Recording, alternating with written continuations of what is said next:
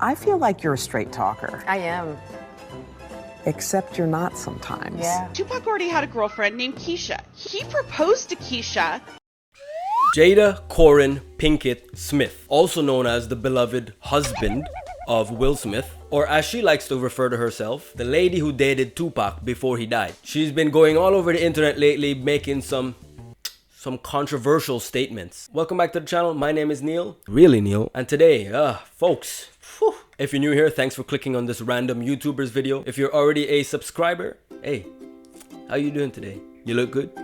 You see that? My subscribers get compliments. So tap that subscribe button if you want to get some compliments. I actually went over several interviews of this woman, okay? And you're gonna want to keep watching because there's a lot of twists going on here. A lot of entanglements. Just a short summary in case you don't know who the f this is. She was a woman who was relevant in the 90s. She dated Tupac. And you will be reminded of this several times if you watch her interviews, by the way. Dating Tupac is like a personality trait for her. She actually starred in some classic TV shows like A Different World, something I grew up watching. And she married Will Smith. If you don't know who Will Smith is, he's the guy who slapped Chris Rock at the Oscars and 10 minutes later got an award and a standing ovation. We live in a society. So yeah, if you were born in the 90s like me, Will Smith was somebody you loved seeing on TV. As a matter of fact, we grew up watching this man's career blossom. After Fresh Prince, yeah, he starred in some bangers. But somewhere along the line, he fucked up, okay? He decided to marry this whack-ass lady and have some weird-ass kids with her. Jada Pinkett Smith reveals that Tupac proposed to her while he was in jail. Yeah, I have a question. Yeah, who keeps giving Jada Pinkett Smith a microphone and a camera? Honest question. Who and why? This woman's entire existence just slanders Will Smith's name, and people keep giving her a platform to chat absolute fucking nonsense, bruh. And you know what? There's likely gonna be a couple of ball jokes in here, okay? I get it. She has alopecia, but you know what? I have it too. What are you gonna say now? You can't say shit. So she did an interview with Showtime Basketball.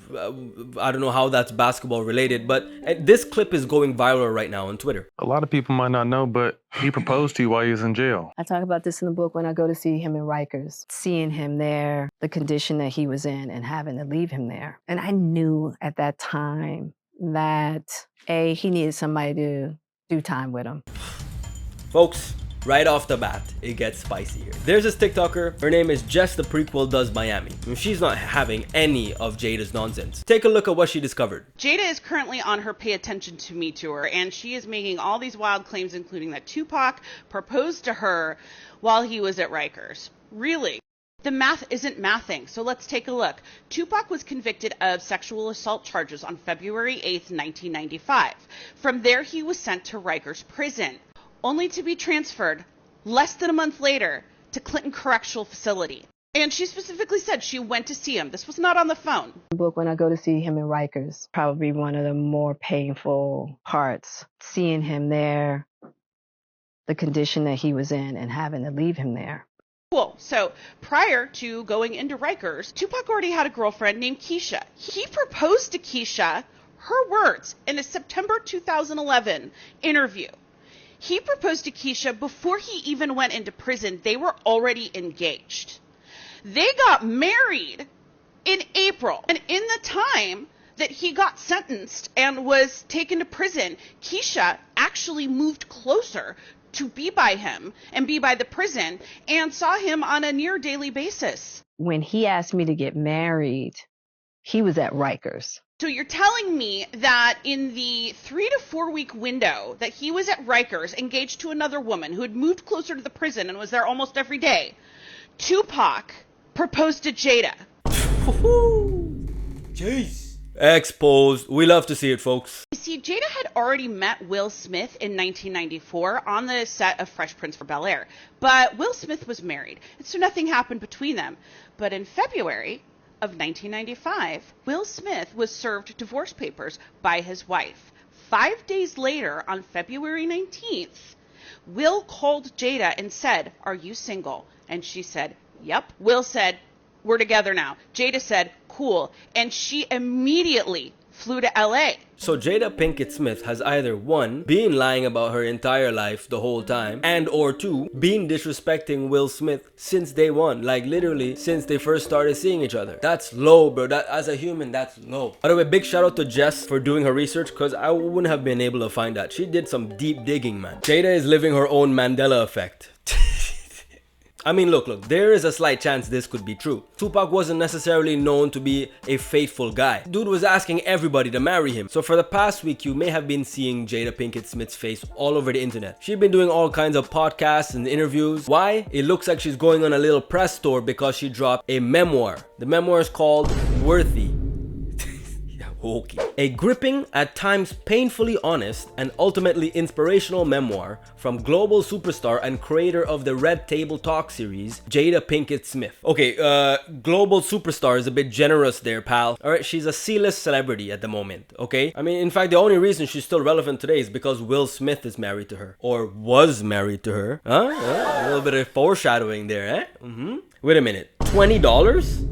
That's 2 hours of McDonald's work just to read about how she dated Tupac that one time. $40 for the audiobook. Jesus Christ. Okay, let's address a few things, okay? There's a suspicious amount of new information about this lady's life, and thankfully people aren't really falling for it. She wrote her own book about her own life. She can literally make up stories about herself to make her life seem a little bit more dramatic and interesting. It's a very simple formula. You write a book, lie about shit that never happened, release some of that information to the media, and they will cream themselves over it. It's a pathetic society we live in, trust me. Actually, when I was scrolling through Twitter, I first came across this tweet by Daily Loud, which by the way is the least credible account on Twitter, but I double checked this and apparently she did say this in her book. Jada Pinkett Smith reveals she sold a lot of crack as a teenager. And smoked some of it too, apparently. I thought I was going to be a queen pin for sure. You can get caught up in the scenery. I was rolling with some really high rollers at the time. That's a whole nother Jada. A whole nother Jada that would chase somebody down the alley with a switchblade because they stole $700. First of all, when somebody refers to themselves in third person like that, red flags, okay? The flags be bright red. A whole nother Jada. Bro, sit down. Or the Jada that would sell crack cocaine and then get set up and two dudes come in with 9mm and she gets a gun point to her head. Listen, I don't know if this information is true or not because all of the sources on the internet of this crack selling phase of hers is from her. Nobody verified this ever. Actually, for the past week, she's been indulging in her own story. She went on Shetty Podcast, Diary of a CEO, Showtime Basketball for some reason, Lewis Hose? You definitely got some hoes on your podcast. She also went on the Today Show, which is a show popular amongst bored housewives. Today has been drooling all over this. There's 5 morons sitting on a sofa discussing their interview with her. This is 5 grown adults, by the way. She is one half of Hollywood's most powerful couple. Listen, lady, you must be delusional. Delulu, as the kids say. I love how the men just stare at the camera. I'm 50 years old sitting here gossiping about some fucking bald lady Tupac used to bang. Was that in 2016, you and Will decided that you were going to live completely separate lives. Yes. It was not a divorce on paper, right, but it was a divorce. Oh my God. It's insane to me that this lady can sit there and smile about all of this. After all the crap Will Smith went through publicly, she's sitting there smiling, acting cute. Right, so they've been divorced the whole time. Is Will Smith aware of this information? Our boy Will is just throwing tantrums over an ex-wife. Get your shit sorted, bro. What is that? I'm sorry, didn't he refer to her as his wife during the Oscars? My wife's name out your fucking mouth! Jada was probably looking around like, who's he talking about? I feel like you're a straight talker. I am. Except you're not sometimes. Yeah. Except she's a fucking liar, bro. Straight fabricator of information. Y'all allow this woman to get away with too much, bro. I get it. She was in some good TV shows back in the day. And she was fine as hell, bro. Trust me, she was gorgeous. I don't care. I made a promise that there will never be a reason for us to get a divorce. Excuse me, weren't you banging a younger guy? Isn't that a legit reason to get a divorce? I have so many questions. So do I. I have so many questions. My brother, so do I. Trust me, I have inquiries. I love this one guy's face. He's just like, God, I don't care. So they've kind of been living this pretend life publicly. For years. That's my point, lady. The lady who chose to wear a bright orange top for some reason. A majority of her existence is just pretend. Why is nobody seeing this? I think a lot of American families can relate, though. I think there's a lot more distance between husbands and wives than anybody ever really talks about. Yeah. All right, hold your horses there, bud. Guys, correct me if I'm wrong. Is this what typical American families are like? Please let me know in the comments. And that's the end of that segment. The dude in the corner contributed absolutely nothing nothing to the conversation, by the way. Rightfully so. Will Smith reacts to Jada Pinkett Smith's separation revelation. And Will weighs in on all of that in an email to the publication, saying that reading the book reminded him of how strong his wife truly is. She's not your wife, bro.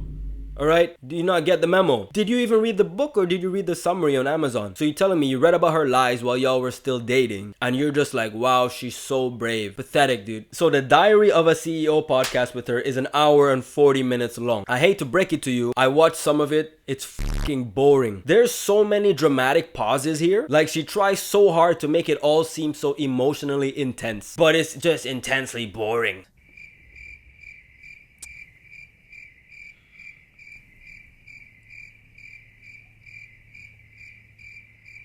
Yeah. The Shetty Podcast, she's a bit more jolly in this one. Thank you. For humor. Because for some reason, the last one was a fucking soap opera. I had to let your audience know how this book even became. Okay? They have to know, Jay. Jeez. Listen, there's something I'm noticing here that maybe you guys notice or not, I don't know. Jada Pinkett Smith just seems to want the current hottest thing. Mid-90s was Tupac. After Tupac died, late 90s, she got Will Smith, who was arguably one of the biggest stars in that time. She's just hustling for fame. And she got it. I'll give her that. She hustled well. But she seems to be trying really hard to cling on to that relevance. I mean, if they've been separated since 2016, why does she still show up with him in public at award shows and all this shit? She doesn't need to be there. She's not getting no damn award. No one even mentions her. If it wasn't for the Chris Rock joke, no one would have realized her bald ass was even sitting there. Guys, if you're still watching the video at this point, I'd like to give you a piece of advice, because I feel like stuff on the internet regarding this just kind of tells you what you want to hear. Celebrities aren't role models, okay? They're not. They're weird, they're out of touch, and they're full of shit. I know the media always makes these people seem like they're perfect because they're famous and they got a lot of money, but I promise you, you're probably living a much more fulfilling life than they are, okay? Don't ever use these clowns as examples to how you should live your life. Also, if you're unhappy in your relationship in a valid way, if it's unfixable, then leave. It's gonna be really hard. Life is short and you deserve to live a life free of toxicity. However, if your situation is fixable, work on fixing that now. I believe that if two people love each other, it's their decision to find a solution for their problems and move forward together with their partnership. Life is a really diverse game with many different side quests and missions, and you don't want the relationship part of your life to hold you back from accomplishing your missions. So you either level up and make your love life an asset, or you come back at a later time and try it again. That's my 2 cents, yeah? Folks, thanks for watching. I now have a buy me a coffee link in the description if you'd like to buy me a coffee. If not, that's cool too. Don't forget to subscribe and I'll see you in my next video. Peace.